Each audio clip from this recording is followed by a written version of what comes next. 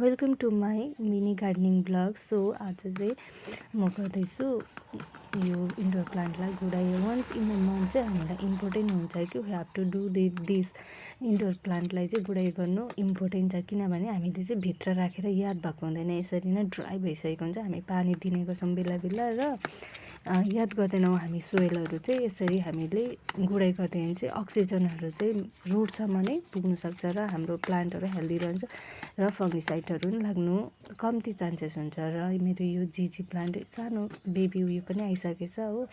अन्त त्यहाँदेखि हामीले गुडाइ गरिसकेपछि चाहिँ यसलाई फङ्गिसाइड हाल्नु पनि सक्छ र निम पाउडर अलिअलि छिडकिदिनु सक्छ। र तपाईँहरूकोमा त्यस्तो केही छैन भने सिनामन पाउडर हाल्नु पनि सक्छ, अलिअलि धुलो बनाएर।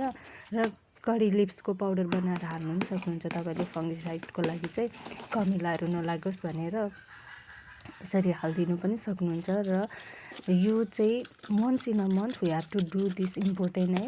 हामीले गर्नैपर्छ इन्डोर प्लान्टलाई चाहिँ केयर गर्नु नै यही हो। इन्डोर प्लान्ट चाहिँ हेल्दी देखिन्छ भित्र राख्दाखेरि, हो हार्डी हुन्छ, हत्तपत्त त्यसलाई केही हुँदैन र त्यति नोटिस हुँदैन। फेरि एकपल्ट बिग्रियो भने त्यो चाहिँ त्यसलाई बचाउनु साह्रो पर्छ नि त कि।